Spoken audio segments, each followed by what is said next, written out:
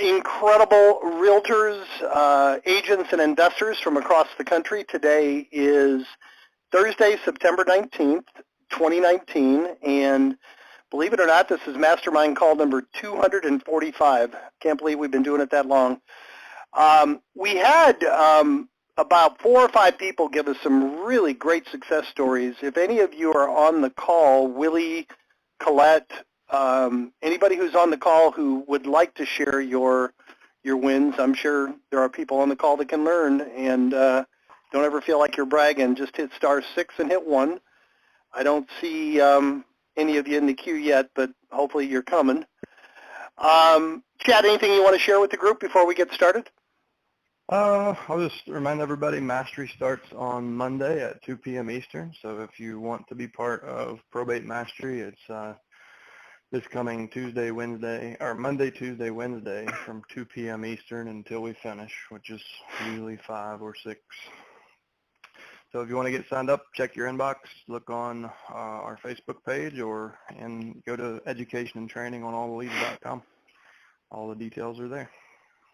Perfect. And the 4 partners are getting ready to meet at Uncle Tom's place, his cabin up in North Carolina, his place up there, in a couple weeks. And we always ask you guys for input. Some of the best ideas, improvements, changes that we've made over the last 5 years have come from ideas from our subscribers. So please don't be shy. If you have anything that you think we could do better or in addition to what we're already doing, just send an email to support@alltheleads.com, and we would like to get your input. And Tim is here now. Tim, anything you want to share with the group before we start?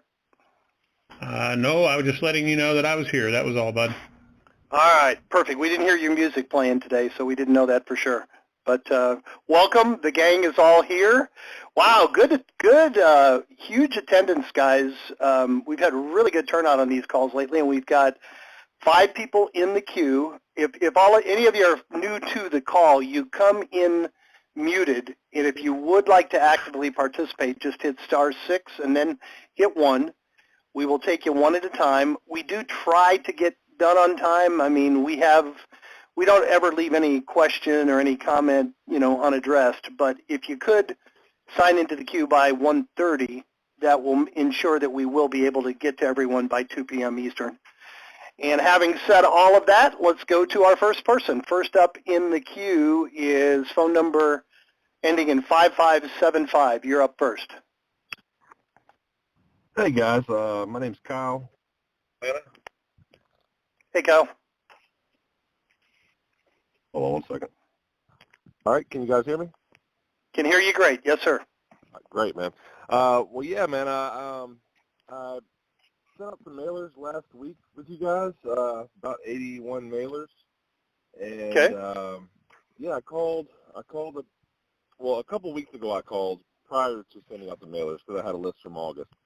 Anyway, I kind of did about 15 calls, kind of lost momentum, and so I just kept studying and listening to these calls and the role-playing calls, of course. Anyway, yesterday I restarted my calling attempts, and I actually just called one that I had already called last month. Anyway, called the guy, and Kevin, gave him my spiel. We have a local team here in the Atlanta area that helps families, everything Chad and you guys teach, and he said he needed a partially cleaned out, which I had touched base with a cleaning a guy who does estate liquidation, luckily, and so I told him that I did have somebody that could help him with that. Anyway, by the end of the call, I set up an appointment with him for Saturday, and he said that he had not experienced that level of professionalism or, I guess tact. He said professionalism, but he was very, very impressed by the spiel, that I gave him versus, being an investor that, just goes straight to the jugular or a broker or realtor, and he was just very impressed, and it really blew me back. I actually went downstairs and had a couple beers afterwards, so it was just really exciting for me to get that feedback, just on one of my, I guess, maybe my 13th or 14th call. in my first one in over a month, and just such a great response from him. It was really exciting. So whatever you That's guys great. are teaching is apparently really a cut above the rest, because which we all know, and anybody who follows you guys knows that the approach is completely different. So yeah. Well, Wow, that's thanks, great, Cal. Thank you. Yes, yeah, sir. thanks for But I do sharing have that. That's some of the most valuable currency in this business for us. I mean, we obviously put all we have into it, and it's always, I get cold chills when I hear people come back with these stories, because so many people are shocked. It almost sounds like it's too easy to be true. Like there's no way it can be that easy. And I've had 3 or 4 of those this week where people were just like, oh my God, they weren't mad at me. They loved me. And it's nice to see, it's nice to see that pleasant surprise for people the first time. It is, man. And like you guys say, just being smooth and just being confident, which I guess comes with practice, obviously, and preparedness. But I think as you progress with the calls and become more confident, it can only get better. But I do have a question. Like I said, I did touch base with a local guy here in Atlanta who does have a company that does liquidation and does tag sales. He doesn't do auctioning anymore, he said, just because it turns out pretty bad. And he said it's not really that great of a, for whatever reason, he doesn't do that. But my question is, I set up an appointment with this guy for for Saturday. I talked to my estate sale guy, and he said he could meet me out there Saturday afternoon. So should I take that guy out there with me, this gentleman who I've added to the team? Should I take him out there Saturday? And what should I kind of do once I do get out there? How do I transition into, because I'm not a realtor, how do I transition that into the wholesale, the wholesaling thing, which is obviously kind of what I'm shooting for? So is his intent I'm sorry, go ahead. Is it the seller, the PR, is his intent to sell the property once it's empty? You know what? I was so giddy, I didn't really get to that, but I'm assuming that it is. He said he wants each room itemized so that family members can kind of pick it apart and, other stuff sold. So he was very interested in the estate sale idea. So, and clean out. He also did want it cleaned out. So I'm thinking, I didn't really segue into the real estate conversation. But so you're going to be on Saturday. You're asking if you should bring your clean out guy or just your estate sale guy or both. Right. Well, I have the estate sale guy. He's the only one I've really added onto the team actively that I've been communicating with pretty several times. Since I'm just getting started. Does he do clean out? Do you know if clean outs are part of his process? He does have a clean out guy. Yeah. Okay. So I would probably take him on Saturday, and with the goal of getting an appraisal, for the sale, like what's the total gross volume of that sale, have him discuss, how he gets paid. He's probably going to take 25 or 30% of that gross. And then I would pick up with the seller and say, well, look, see, it's that easy. Like we can handle everything. Now, let's talk about clean out. Would you like us to go ahead and do the clean out? And here's what that cost is. Or we have another guy that we could come quote it. And then once you clear that conversation, okay, well now, one thing I didn't ask you about, Jim, is what's your actual intent? I mean, it looks like we have about $20,000 coming to the estate. Would you be willing to reinvest that if you get the maximum amount of equity, or do you just want to be done with this property? And right. feel him out for motivation. If he's willing to reinvest, like if he's willing to take the proceeds from the personal property sale and put back into the house, and you can create a job for your contractor. You can potentially partner with the estate. Like, do you have a good proven system for flipping, or are you just trying to wholesale? I don't, man. I'm just really good. I really got started in the wholesaling. I actually saw you guys probably 2 months ago on the Flip Man interview. And Okay. so, I think this is, I'm very new to the whole scene. Yeah. My girlfriend's actually getting a realtor license now, but, I have a realtor friend who I've told about, what we're doing, and that's pretty much it. That's pretty much the extent of everything I got going. Okay. So I'll say this, next time you need to, during the initial conversation, especially when you're stepping up and providing this kind of value, you need to know what his plan is for the property. So, Jim, I didn't ask, is there any real estate in the estate? And if so, what plan or lack of do you have so far? and then Right. that'll you'll start to feel whether he's super motivated or not. If he's taking the time to clean it out and do an estate sale company, he's probably not super motivated where he'll sell at a wholesale price. But there's still a play here for the investors. So going into this meeting, your options would be, get the house cleaned out and lose the business to somebody else, or get the house cleaned out, put the money back in, and list it through your brokerage partner. Or get the house cleaned out, he decides he just doesn't want to wait for brokerage, and then maybe you can write him a contract. But you've got to feel out his motivation level, and the way I like to do that is with a target date. So Jim, tell me, in a perfect world, if we could be shaking hands and this would all be settled and done, and your inheritance would be in your bank account, but what day would we be finishing this? Like, what day would we be meeting for the closing? And if he's inside of 30 days, you've got some real, like, motivating pressures behind him somewhere, or whatever that might be. If he's like, I don't know, what do you think? That's kind of ideal in a brokerage scenario because they trust your leadership. And if he says, I'll hang on for as long as it takes, then damn well that's not a wholesale, that's a brokerage deal. But so try to use the target date to establish his level of motivation and feel him out. One of the things you might consider is taking your brokerage partner with you, your realtor. That's what I was thinking. So just say, listen, this is Frank. He works with us on our team, and just so all bases are covered, I ask him to come along. And as you guys progress through this, like the face-to-face appointment, like, you're going to continue to build rapport, find things to compliment him on, and just say, oh, well, what's the, is all this stuff going to be sold, or do you plan to keep some of it? Okay, well, what about the house? Are you guys is it staying in the family? Are you selling it? Like, what's your plan? And you're doing a little bit of backtracking here that you should have done on the phone, and it's okay. You haven't, you haven't done anything wrong. You haven't lost anything yet. You're going to have to take some of the stuff we would normally do on the initial phone call. You're going to have to backtrack and cover in the face-to-face appointment.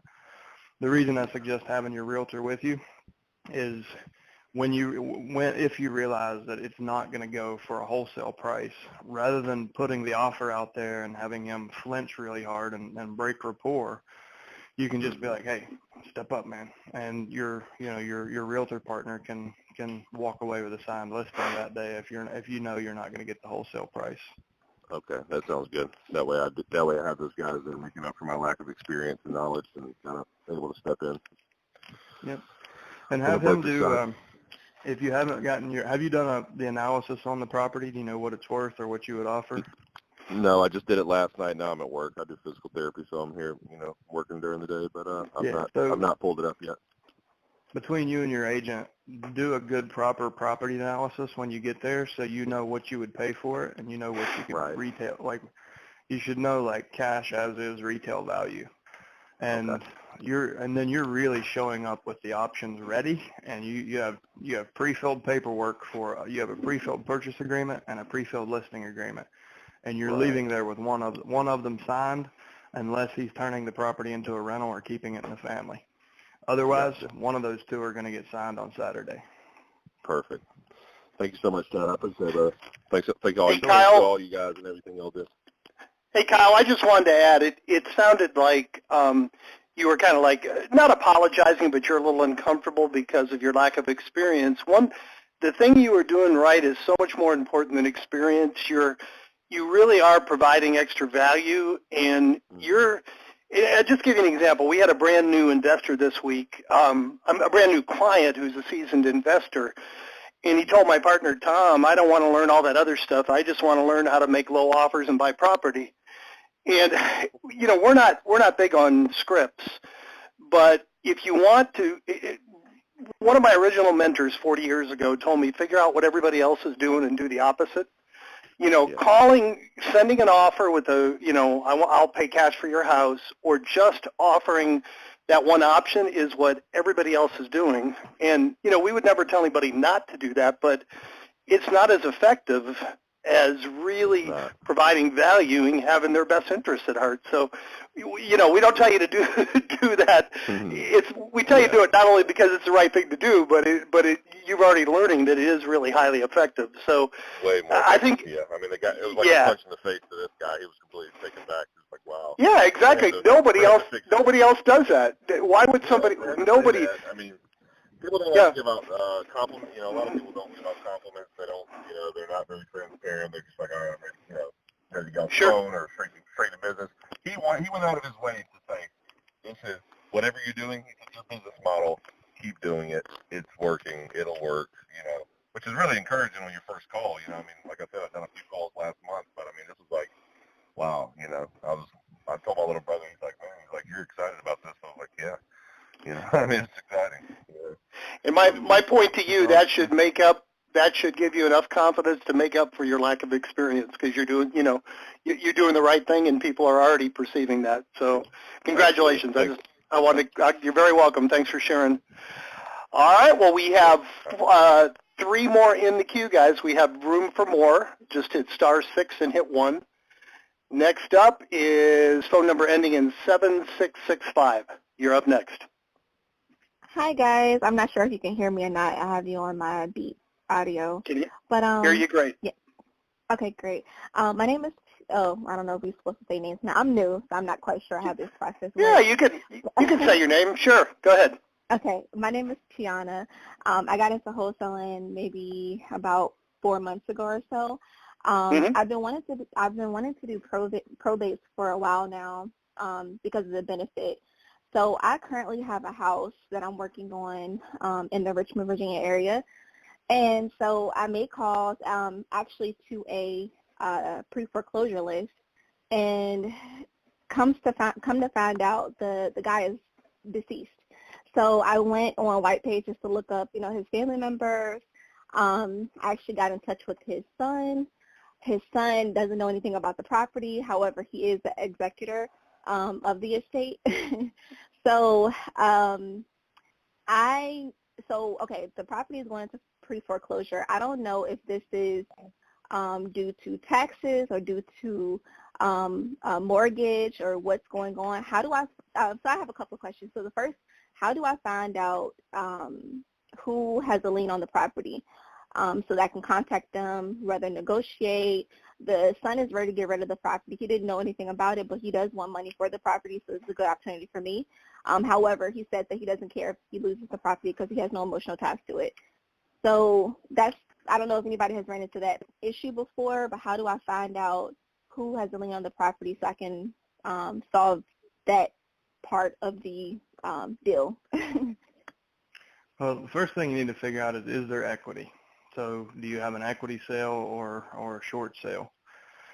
Do you have a good relationship with a title company, or have you ever ran preliminary title on your own at the courthouse?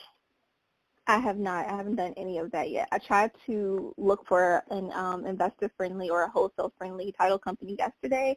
It seems like either no one here likes wholesalers, or they just have not done enough deals to be proficient in that area. So if you want to do it on your own, it's going to take, it takes a pretty good chunk of time. That you need to go to the courthouse and pull up the deed record, for that property and see what liens are recorded against it. And one of those will be a note or a deed of trust, and that'll show you what it was originated at, and sometimes it'll show you the interest rate, and you can basically reverse amortize it and figure out what the payoff amount is. It sounds like the son probably hasn't kept a close eye on the mail, because there's probably in the stack of mail at the subject property, there's probably a statement in there showing that how far he's behind and what the payoff is. Like, what you're looking for is probably in a pile of mail, but if the son didn't even know there was a house, he probably hasn't been to the house to check the mailbox. So if Right. you can, it may be worth driving by the subject property and with the son's permission, getting the mail, or asking him to go check it and see if he can give you a payoff statement, like if there's anything. But if there is equity, you can initiate a short sale, and we can help you with that. Jim, who's on the phone with us, his wife is a short sale facilitator. So even if you've never done a short sale, we can basically do it for you, and you can make the offer. Hey, Chad, real quick, I think you meant to say if there is not equity. You said if there is equity. If there's not equity. Right. If there is equity, then you need to know what the timeline is. Like, how far into this are we? Like, is there a sale scheduled, or have they just gotten the notice of default? And So, it can happen as quick as 120 days in your market, but it usually doesn't. It's usually a year and a half or 2 years before it actually okay. goes to the steps. Now, there's exceptions to that. Like I have seen them go through in 120 days, but it's all up to the bank. And so the other thing you're looking for is what type of mortgage is it? If it's a reverse mortgage, sometimes they're less likely to engage with a short sale, or if it's conventional, they're more likely to engage. But you never know until you contact the lender, whoever the lien holder is, and try to initiate the short sale. But Okay. you need to figure out if there's So, equity in the property, and if you can, I mean, if you send the son over there, I'm curious how he didn't know. Was he estranged from his father? Like they just didn't communicate? I'm not sure. I didn't want to go that deep, but I don't want to assume anything, but it seems as though there may be some fraud going on. The more I dig into this property, it just seems as though someone just started living there. Like I said, the son, he's the only person that's living, that's left of that family. So he's the only heir. I called a few numbers of the lady who was paying taxes on the property. And I asked the son, I said, do you know who this lady is? He said, I have no idea who that is. So she is actually now deceased. She's been deceased for a year now. Someone is still paying taxes in her name. So they made a payment back in June. I looked all of that up on the tax office online. So I'm not sure if I should even touch this property. It seems like, because the son says that he just wants peanuts for the property. He doesn't care how much he gets for it, as long as he gets something. So it seems like I could make a pretty good, chunk of money on this deal, but I don't even know if it's worth the headache of having to find out, kicking people out that's not supposed to be there, and people possibly committing fraud on this man who's been deceased for 20 years. Well, if you have a good buyer's list, it doesn't matter. Like if you have guys on your buyer's list that are used to buying at the courthouse steps, that's not going to intimidate them in the least. They're used to cleaning problems like this up. That's Okay. that's the price of buying property at deep discounts. So if the personal rep if he has the authority, meaning he's been appointed by the court as the administrator, then you can sign a purchase agreement with him, and as long as if you figure out it has equity, and you feel like you have enough time, sign the purchase agreement and go find a buyer that's willing to take it with, it sounds like there could be a squatter in there, someone who's paying taxes, Mm-hmm. and I guess she passed away how long ago? A year ago. Okay, so it seemed what you're deducing here is someone's been living there paying the taxes but not the mortgage, and the family member just found out about all of it, so it certainly wasn't him, right?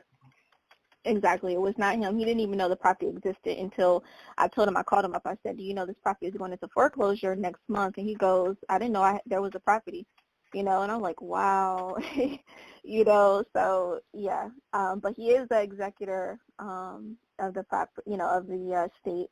And So let's do this. Let's see if we can get him to do some homework first. Why don't you reach back out and say, listen, I've dug in as much as I can right now without ordering a title search.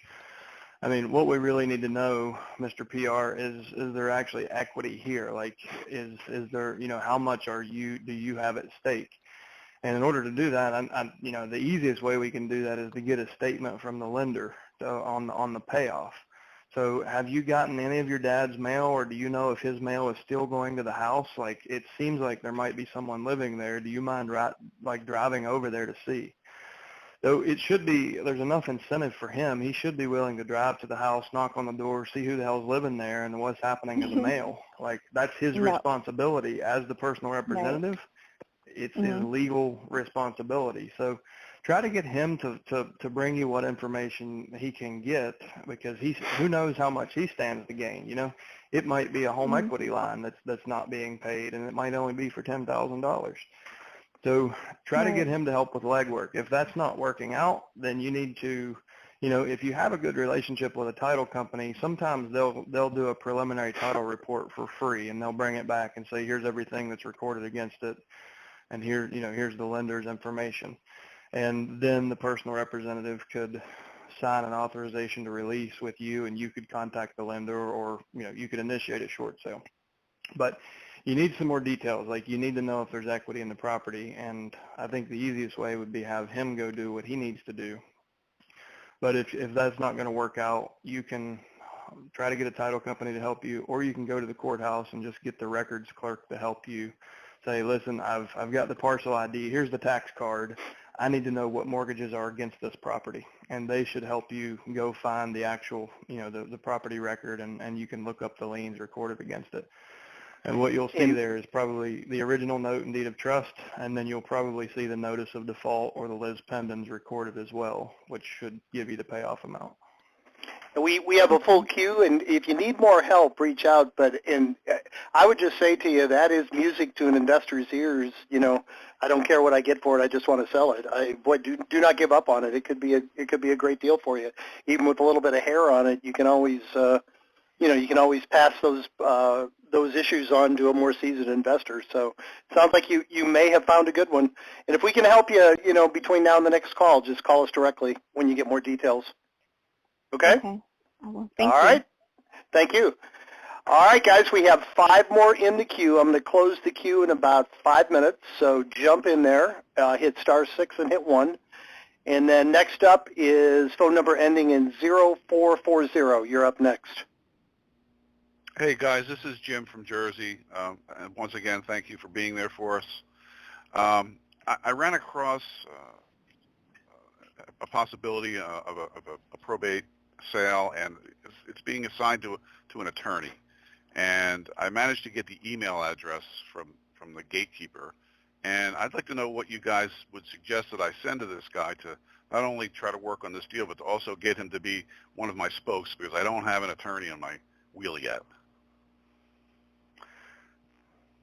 So have you already been there in person? Is that how you got the email address, or were you trying on the phone? No, I got on the phone. I got a phone number. I called. The secretary answered. She wouldn't give me his phone number, but she said, I'll give you his email address, so I took it. I would recommend just on midweek, midday, just drop in to introduce yourself. You have a far, far, far better chance. Attorneys get bombarded. Probate attorneys get bombarded with email, phone calls, and mail, so it's not real effective. Where if I think it was, trying to remember the first caller today. What he said. What was so shocking to him is how this was received by that person. Once the attorneys understand that you're offering something completely different that picks up where their service leaves off and has their client's best interest in mind, you have their attention. And a lot of times those brief face-to-face meetings, like a drop-in, will turn into an hour or two of good conversation, and you'll be partnered with them forever. So I would, rather than try to beat him up in the email inbox, just try to catch him in the office one day next week, like Tuesday, Wednesday, Thursday, from like 1 to 4 is the likely time. Now they're busy people, so you'll never guarantee that, but your highest likelihood is midweek, midday, and you're going to make a much, much better, stronger impression if you have. I'm sorry. Go ahead. I was just going to, you'll make a much stronger impression showing up than you ever would in the inbox. All right. Say I show up and the guy's busy or he can't see me or he's not there. Would it be okay to leave brochures with the gatekeeper? Is that something that should be done or not? Yeah. It's good to try to meet with it if you can just get 5 minutes. But people have had good success with our trifold brochures with the kind of the wheel graphic, the wheel concept where you're the hub and I all have the that folks. one. Okay, so that's a good leave behind. Attorneys like that a lot. And sometimes, you just can't meet with them. They're busy meeting with people or whatever, and they'll look at that and then call you back. I would suggest just leaving one to start with, and maybe even have this as a fallback. Just make a little handwritten Post-it note and stick to it. And say, this does a horrible job explaining what we do, but if you like this, imagine how much fun it'll be to talk to me in person. And just something like a kind of abrupt that's going to really help him understand. All right, this isn't the typical person, and hopefully that will be enough to say, all right, well, he's different. I'm going to give him a call. because at the end of the day, these attorneys, they understand the value of having the right partners in real estate. I think a lot of them just have, based on their experience, they don't really believe the right partners are out, the people who are out there can provide real value to their business. And if you, any way you can show them that you can make things happen faster, you can maximize equity for the family, it just gets them paid more and quicker. And they're going to be all about that. So show them, you know, if you can, however you can convey that, you know, our service is built to make things happen faster and provide all the value in one place. So we can get your files closed faster and maximize the equity that the families get. And you don't have to say this, but in his mind, he knows the more the estate's worth, the more he gets paid. Yeah, yeah, very good. One more thing. I'm making a lot of calls this week. First week I've actually started making calls seriously and diligently. I keep getting a lot of, we have everything handled, my son's helping me, you know. Would you have any magic sayings or phrases for surviving husbands and wives? I can't seem to break through to them. Sure. So if you go to alltheleads.com, in the top right, you'll see a global search bar. Yeah. And if you type in there, we've got it handled, we have it handled, and maybe even just the word handled, it's going to bring up no less than a half a dozen role play scenarios where you can hear us deal with this in different ways. We have, you know, a couple of favorites. Is basically what they're doing, just so you understand, is they've been contacted by somebody else and they have no interest in what they were offering because it was probably, we buy houses, we close on your timeline, yada, yada, yada. Yeah. Same thing they've been hearing over and over.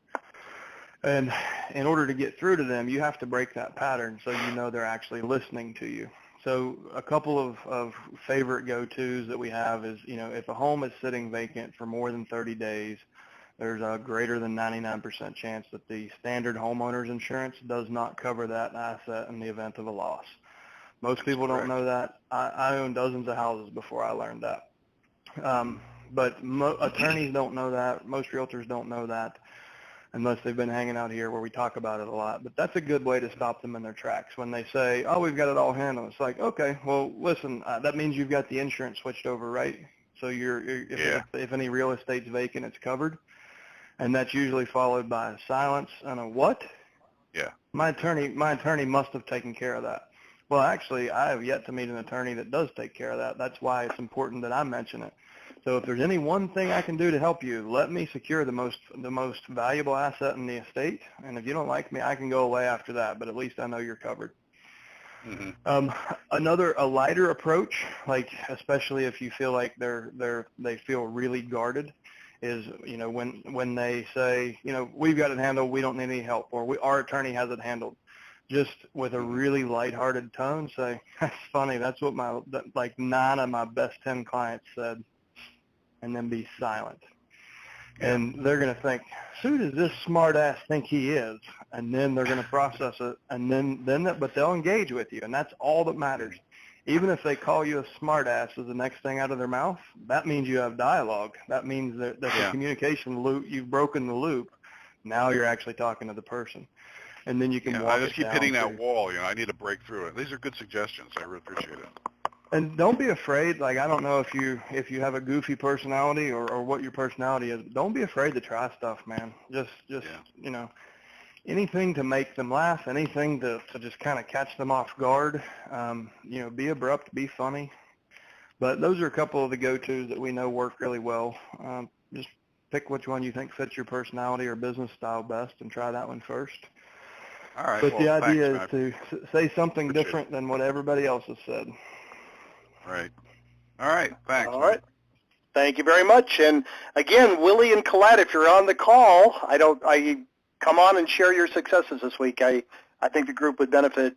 We have 5 more in the queue right now. Next up is phone number ending in 7976. You're up next.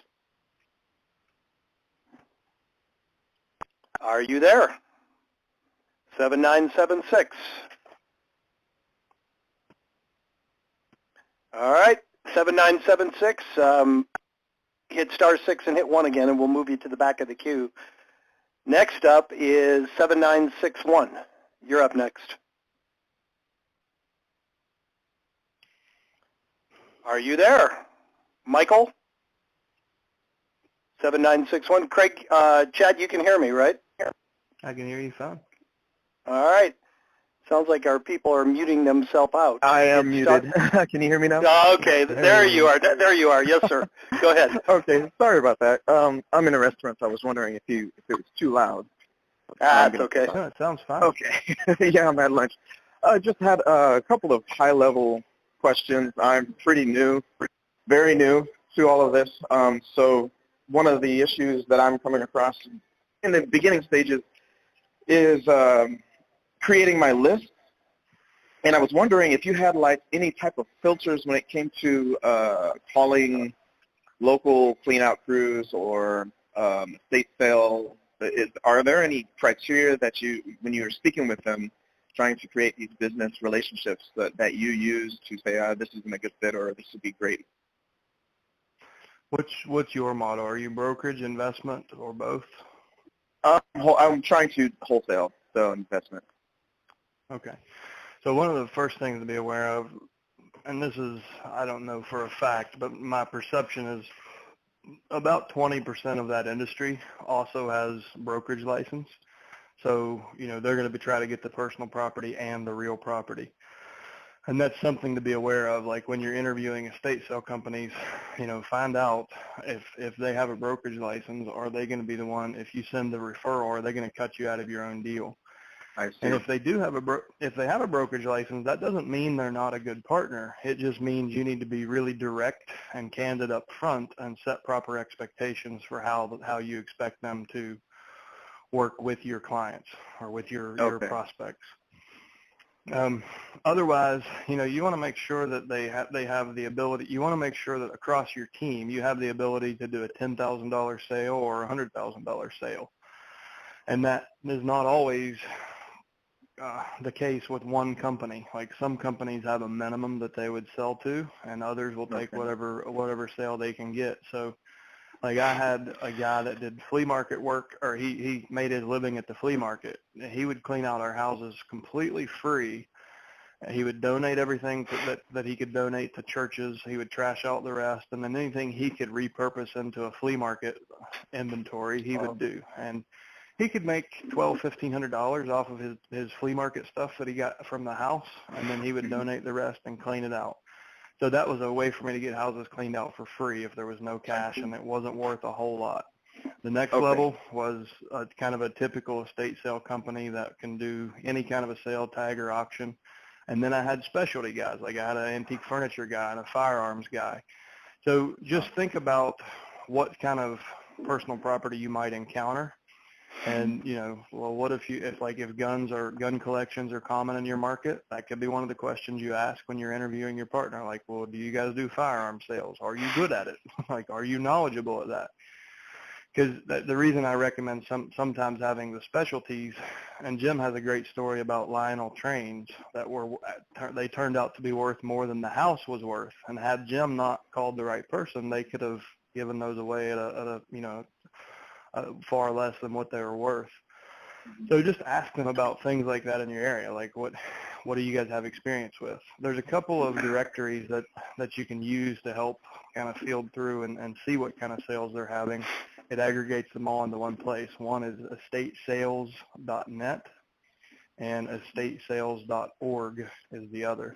And those are directories with about 20,000 companies each. That's a good first level filter, because if it's not a lot of people in that business really shouldn't be in business. They're pretty haphazard, but the ones who pay to be on a directory and they have a website and they're listing their sales there, they're probably they're running their business like a business, so they're probably good partners. So if you just don't have anywhere to start there at the directory. And look at the ones that you can pay to rank higher. So you'll see like a platinum, gold, bronze, silver. Those are people who pay to be listed higher in the results. And those are probably even more structured in their business. So you can, just get in there and feel around and see which ones feel like good companies to partner with, and then call them and start asking some of those questions. But I mean, honestly, as a wholesaler, the biggest thing you need to be concerned about is if they're meeting with the seller and you don't have a contract signed, are they going to be serving your best interest? Like, are they going to be trying to get a listing, or are they going to stay out of the way so you can do what you were trying to do? Okay. And that's probably something. Sorry. One thing I was just going to add real quick to that, didn't mean to interrupt you, is that make sure it's a reciprocal relationship. The stuff in the house is often the biggest issue, that keeps that is trying for a absentee owner, and a executor that's across the country. So a lot of times they will call the estate sale company first. So if you're going to refer business to the estate sale company, make sure it's a reciprocal arrangement. Say, now I'm going to send you guys business, but I would expect if you get someone that's looking for a quick sale and you need an investor, refer that back to me. Make sure it's make sure it's reciprocal. Okay, yeah, good point. Yep. Okay, yeah. So it looked. I'm sorry. Go ahead, Mike. No, go ahead. I thought you had a follow-up question. I did, but I can't remember right now. But it looks like right now, like I said, I'm in the beginning stages, and so I'm trying to do this slowly and surely, because I've kind of jumped into real estate before, and I'm kind of tired of failing all the time. So doing this slowly, going through this source. What was my last question? I can't remember. Too bad. I guess I'll have to call back next week. That's all right. Thanks for participating. Yeah. Go enjoy your lunch. We appreciate it. All right. We have 4 more in the queue. That should take us nicely up to the top of the hour. Next up is phone number ending in 3605. You're up next. Good morning. It's Joyce Arnson Morris in Orange County, California. Hey, Joyce. Hi there. I'm going to take your advice and try some of my older leads that I have that you've said we often have good luck with. Mm-hmm. And I'm wondering, should I send them a letter and then a call, or should I just call them? I'm just afraid they won't remember because it'll have been several months ago. How's your budget? Do you have a budget to send them a letter comfortably? Uh-huh. Yes, I do. Then I would recommend doing it. Send them a letter so that, because you'll be the only letter at this point. Before, when you sent a letter, you might have been one of 20, but now you're probably going to be one of 1. So it will get more attention, and it can really warm up your phone call because they understand you're likely to get some inbounds, like some list me's from a campaign like that with older leads off the letters, but even it also warms up your calls. So if you can comfortably afford to send them another letter, I would do that. Perfect. Thank you very much. All right. Thank you, Joyce. Next up is phone number ending in 1222. Yes, can you hear me? I can hear you. Yes, ma'am. Hello. Yes, my name is Angela. I'm in Virginia. I have a property under contract, and I have the buyer. It's gone through the title company. They pulled the deeds. However, there's a problem with the property lines, and I've even gone up to the courthouse and talked to the real estate assessor who researching is supposed to get back with me. Somehow the property lines got changed. So the name of the street was changed to a different name, but there is no recording of it by the city. So we're kind of stuck right here, me and my buyer. We're kind of stuck. We don't know what to do. The surveyor can't even survey it because he don't know, is he surveying the old street that's named in the deeds or the street that is actually on that they changed the name to. So we're at a standstill. Who's representing the seller? He has an attorney, and his attorney can't do anything either, according to him. So I just don't know what else to do. What I'm doing now is just waiting for the city real estate assessor who says she's researching it, and that's been like a week now. And I emailed her today. It's not that somebody moved a property line or built a fence here or there. It's that the deed call references Street A, but it's actually Street B now, and there's no record of Street A becoming Street B. Correct. Exactly. I mean, it's really a question for an appraiser to answer, or excuse me, a surveyor to answer. I'm not sure. I've never had this happen. Yeah. I mean, it seems to me that there would be a plat map that shows the street, and if the street has not changed other than name, it seems like that you should be able to move through this. And how could the city not have the record of a street name changing? I have no idea. Have you But talked to yeah, the Postal Service about, have you talked to a postmaster about when the address, like, because if a street name changes, that's going to affect, it's going to affect fire and rescue, it's going to affect USPS. Like, those things all have to happen, like, in concert, like, together. Mm-hmm. I just don't see how nobody can have a record when there's so many public services that would reference that street for everyone who lives on it. Right. Yeah. And the other thing you might consider is looking at the GIS, like how many other properties, have any other properties on that street transferred with the current street name? And if so, figure out which title company they closed in, figure out who the agent was, like listing agent or buyer's agent, go talk to them, find out what title company they used, and find out how that title company got through this problem. Because if there's been any other transfers on that street, they have to have dealt with it. Yeah, that's what I started to ask you. Does your buyer have an attorney or a title company that they're dealing with? I have a title company that's working on my end for the seller, and he has his attorney working on his end. But it sounds like everybody Yeah. So the title company is clueless? The title company doesn't have a resolution? That's surprising. No. I mean, I would think the attorney would have a resolution, before the title company. Sometimes title companies are more, hands-on, practical experience on how to get things done, where attorneys are just by the book. So it seems like I agree with Chad. If you could find another title company that's closed one, that might be perfect. And that's what I would do. So this is one of the reasons I don't run any probate deals through title companies anymore. I choose to use attorneys, and you're in Virginia, you can choose that too. But if you're willing to move the deal away from that title company on your buyer's side, move it over to an attorney who's used to handling investor deals. So they've done short sales, they've done bankruptcy, they've done courthouse trustee sales. Like, they know how to move through stuff like this. And the reason I quit running all of my investment deals through a title company is because they did exactly what they're doing to you. They hit a roadblock and said, "Oh, sorry, Chad, you're going to have to go deal with it." And I'm thinking, what did I hire you to do? Like, I did my part, right? So it sounds like they just let off the gas, and it seems that way. I don't hear much confidence from you that they're actually working for resolution. So I would go find it with somebody who's willing to work for it.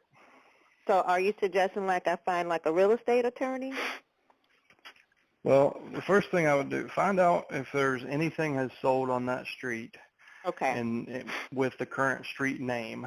And if it has, go find a listing agent or the buyer's agent and talk to them and say, "Hey, listen, here's what I'm coming up against on this house on Lee Street. Lee Street used to be Oak Street.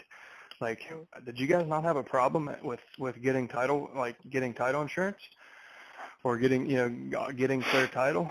And if they didn't, find out what title company or attorney's office they used and go talk to them about it and show them. I'm assuming you have a copy of this. You have correspondence from the surveyor saying, "Here's the problem." Well, I have an email from the buyer. The buyer who sent me an email saying this is the surveyor. He hadn't even surveyed it because he said, "I just spent 2 hours trying to figure out Blot Eye Road and have come to the conclusion that at some point there has been a subdivision done between it and another property that's there, and it was done many years ago, and I don't find anything on it. They did not split them equally. Originally the lots were 60 by 120, and I think your lot right now is somewhere between 70, 75 by 120. He said, okay, so this isn't about the street. This is about a lot. It is about a lot line. It's about the lot too, the street and the lot. Okay. Yeah, it's about both. Yeah. Well, the street thing, I would try to find other agents or other buyers who might have already found a solution to this. For the lot line, I mean, you should talk to the owner of who owns the subdivided lot. Is it still under the same ownership after subdivision, or was it sold? No, the owner of the lot, there is another property on that same lot. I think back in 1939 or something like that, the family built another house on it, small house on it. That belongs to another family member where she's not even interested in selling. So, okay. Yeah. All right. If you need help, go ahead, Chad. I was going to say we got a few more in the queue. It doesn't sound like we're going to solve this today, but yeah, I mean, if you need help between calls, if you can get a little more information, but Chad, go ahead. Did you have any closing thoughts? I was going to tell her to call us back between calls if we can dig into it a little bit deeper. Yeah, I mean, I would see if I could, for the street issue, like I said, try to find someone else who might have already overcome the problem. For the lot line issue, you need to know who surveyed it the last time it was recorded with the new lot lines, and that surveyor should have recorded his plat map, and that should be accessible to the assessor's office. If not, you might have to spend some time down at the city figuring it out, but I mean, that's all I know to do. All right, appreciate it. Next up, phone number ending in 1073. You're up next. Hey, Jim and Chad, it's me, Willie Gallegos. How you guys doing? Great, Willie. How you doing, sir? Good, good. I just finished an appointment, so I wanted to jump on. I have 2 success stories, but before I share them, I just want to give a little bit of a profile or bio about how long I've been in business and what we've done, just because I think sometimes we complicate things, and I was guilty of that. So I've been in business for 20 years. We average about 80 to 100 homes a year, and I was looking for something that I could probably manage or be more scalable in regards to real estate. So I came across your guys' solicitations. I jumped on it, and immediately right off the bat I had 1 sale, but then there was probably 9 months of just nothing, constantly calling people and following up. And so what I did recently in the last month, I went back a year of all the leads that had came through, and I realized that there was 12 sales that came out of the probates that were sent out to us. So what that did, that triggered me to be more motivated, more aggressive, and so I just added a broadcast voice system. And also, now that we get the email address, I added a email campaign. I've only done that for a week and a half. We've got 1 property that we're buying, and we got 1 property that we're listing. So awesome. It works. I just think sometimes we complicate things just because it's, for some of us it's new. For others it just seems like there's a little more of a process, but just in this short period of time, it just was impressive to me. So now we're kind of taking things to a whole different level. So I'm pretty excited. And Willie, I know Chad will have some comments. First thing, I just wanted to congratulate you. 90% of the agents out there would have quit way short of 9 months. They wouldn't have stayed with it. And a lot of them wouldn't have listened to. We say it every week how valuable the old leads are, but so few people go back and do it. So congratulations on your persistence, and congratulations on taking the suggestion. So I appreciate it. Go ahead, Chad. I didn't mean to interrupt you.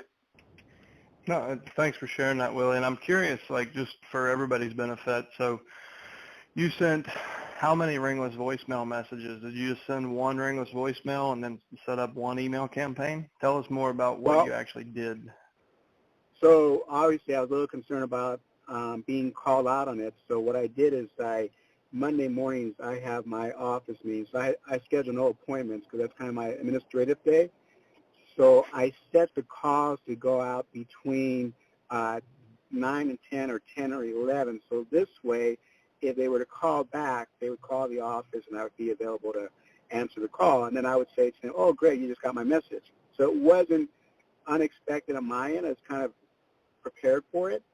But I sent out 105 calls, and out of the 105 calls, 78 were clear just because of the system that I use only calls or drops the calls into cell phones. And out of the 78 calls, I had a 75% successful rate. Immediately, so 75% of them went through the calls. They were listened. Yeah, that's great. And then immediately within an hour or 3 hours after I set that up, I got about a 3% response, people calling back. Now, in some cases, they were calling back saying that we've already got it taken care of, or they were calling back to say this is the person you to talk to, or they were calling back to say that the information was incorrect. So then I went into the system, removed them from the calls because I've only done this twice already. So I did the Monday previously and then this past Monday. So this past Monday, I had about a 3% response back as well, which led to, 1, buying the investment property, and 2, the listing. Now, the listing came from the email because on the last set of probates that I got, they had the email address. I set them on a campaign for an email as an introduction, and it so happened that one of the emails was sent to the attorney, and the attorney referred the personal representative to me, thought it was kind of unique or creative that she got the email from me, and so that turned out to be the listing. Okay, great. So the email that you sent, it went to the attorney's address, or the PR got it and then said, hey, check this out, and they said, yeah, it looks good? Well, according to the PR, it went to the attorney, but the challenge, and I think this is probably what I find maybe complicated for us or those that are in the real estate industry, is that in the last 2 weeks, I've just been monitoring that pretty aggressively. So making changes, removing people as I talk to them, making some changes on the campaigns that I'm sending out. So I think it's initially time-consuming, but once you get past that, it's probably just like anything else. You spend 15, 30 minutes, and you're done. Mm-hmm. So I know that there's a lot of questions on the line right now, like, what was his email? What was his subject line? How many touches were in the campaign? Like, tell us how you set up your email campaign, and did you use copy from the letters that you're sending, or did you write fresh email copy? Like, what was your what's your drip campaign?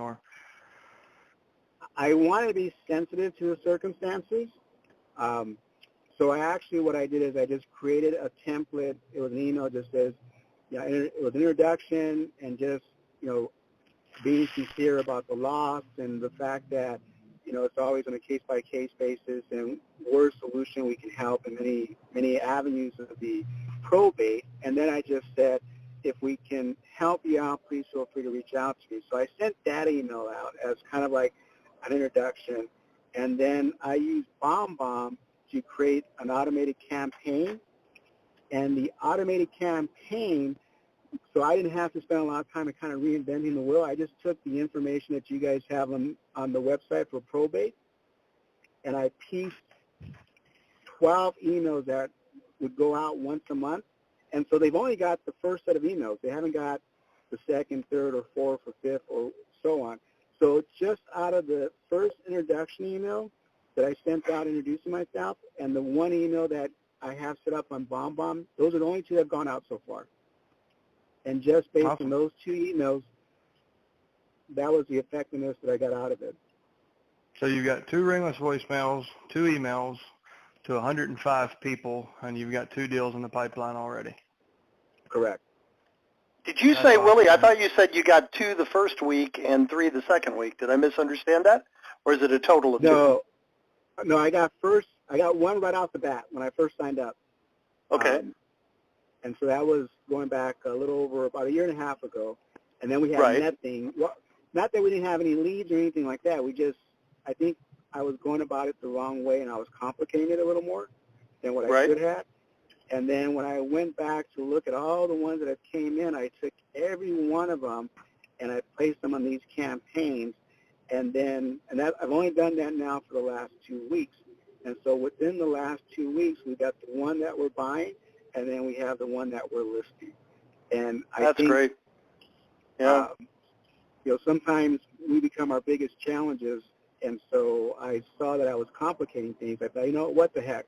Let's just put it out there, see what happens, and it worked out. So thank you to the two of you guys for holding these weekly discussions, just because it helped motivate me to just put it all out there and let's just see what happens.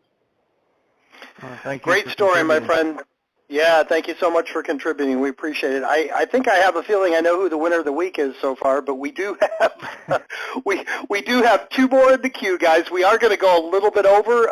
We're probably going to go 5 to 7 minutes over on the call. So thank you very much, Willie. I appreciate it, and keep coming back and let us know what happens with the subsequent campaigns. But good job listening and taking action. We appreciate it. Next up. Second to last is phone number ending in 7487. You're up next. Hi, everybody. This is Colette in Houston. How are you? Great, Colette. Hey, Colette. Oh, I think Willie might have some competition. Go ahead.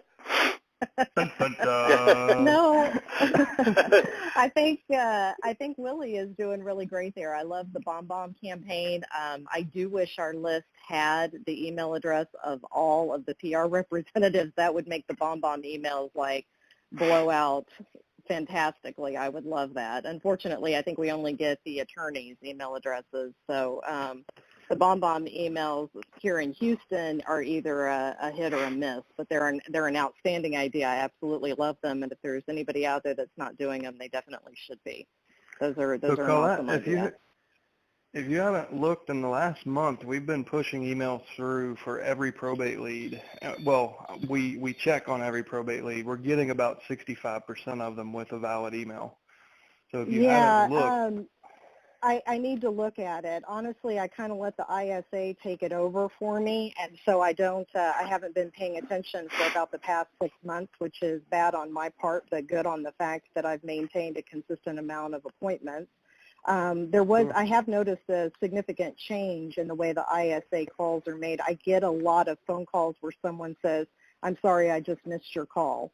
So, we've kind of had to shift it to where when we get that, it's like, oh, okay, so now we have a script going for that off the cuff, on the moment, where somebody just missed the call from the ISA and they're calling us back.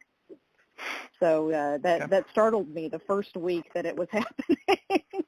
I really didn't know what to say. It caught me off guard. So now we have the script down, and we're flowing pretty good. So we're doing all right on that. But no, I haven't looked at that. I'll have to look at it and see what that shows, because I am a big fan of the BombBomb emails. I think that they're fantastic. They work great for attorneys. So if there's somebody out there that's not doing that, they definitely should be. I guess the reason that I'm on the call today, and I wish I could just do a Q&A with everybody, that would make it so much easier. I had an executor that I had called, or actually the ISA had called, and I followed up with him. And we had a nice conversation, and then he said, I'm getting inundated with mail. Everything's going to a P.O. box.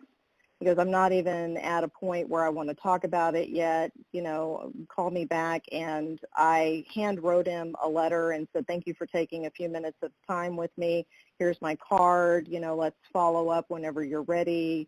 I'll, kind of touch base with you again soon. And before I touched base with him, he reached back out to me and he said, he said, I thought that your information that came through initially was very professional with the trifold brochure in it. And he said, I did check on your website. He goes, I really like that. And he said, but what really set it apart was you took the time after the phone call to write me a handwritten note and put it in the mail. And he said, that is so much different than the amount of inundated mail that I'm getting from, We Buy Houses and, call me now, sell your house. And he said, I know that the house has issues. It's not in great condition. I want to put it up on the market. I don't want to wholesale it. I don't want to just send it to an investor. I know it's probably going to go to an investor, but I think I still want to use your services. And so we built a rapport and a relationship together, and that transpired into, as a matter of fact, my wife and I are thinking about trading up. We ended up putting his mother's house on the market, who had just passed away. That house sold. I think I listed it for about $410. It sold for $395 to an investor that happened to be a realtor. I think she was actually going to gut it and live in it herself. she liked the area. It's in a fairly well-known area of Houston, which is, Briarwood, Tanglewood area. Then he and his lovely bride wanted to trade up and buy a house. We first looked at a $700,000 house. We landed on a $925,000 house that we bought for cash. And that turned into now we need to sell our house. So their house was sold, and then they gave me a lead for a family member. So their house is on the market currently. So that one handwritten note, that one conversation, that one ISA call turned into 4 transactions with one executor, which if you're doing this part of probate leads, sometimes that, it's rough when the executor is out of state and you want to build rapport with them and you want to have a good relationship with them. And I feel like I do, but that doesn't always turn into referrals for more business later on down the pipeline. If you have an executor, though, that is within the city or the state that you're living in, I really, really try to build a relationship that's lasting so that it feels less transactional to them and more of a relational marketing, I guess, to them. And a long term. It feels like they're dealing with somebody that they've got confidence in with, that's a friend, that's less of just an agent out there trying to put their house on the market, flip their house for them really quick, get it into closing, and then move on down the pipeline. So anyway, that's my thing. If there's anybody that wants more information, or if you have questions that you want to ask me about how I do things, I don't really sell. I'm not a hardcore salesperson. I am very consistent on my business every day, but I don't consider myself a hard salesperson. So if you want to text me or call me and ask me questions, I'm happy to give my phone number if it's okay with Jim and Chad and you guys. I'll just say my phone number out loud. Go ahead. Absolutely, sure. It's 713-703-7487. 713-703-7487. And I don't know that I'm not really one that, opens herself up and I'll tell you everything that I'm doing word for word, but I can tell you some of the things of how I structure it and how I follow through with people so they feel like they have confidence and they're not just getting hit by yet another realtor or another person that just wants to keep on the pile that they've already got in their mailbox. And that's it. Well, that is awesome. That is awesome. Congratulations on the success, and we're going to call you Coach Colette from now on. So thank you for being so willing to share. That's the thing that just blows me away with this group. And by the way, any of you who aren't members, you can join All the Leads Mastermind. It amazes me how many people share and contribute and help each other within the group. So yeah, just go to All the Leads Mastermind and ask to join, and we'll let you into the group. And guys, thank you so much. As I always do, I always end these calls the same way. I want to thank each and every one of you for being here. I want to particularly thank all the people that actively participated. And I want to challenge each one of you. Take one of the great inspiring ideas you heard, especially from Willie and Colette today, and go out and put it into practice and come back next Thursday and share your results with the group. Thank you so much, guys. Make it a great week, and we will talk to you same time next Thursday. Take care.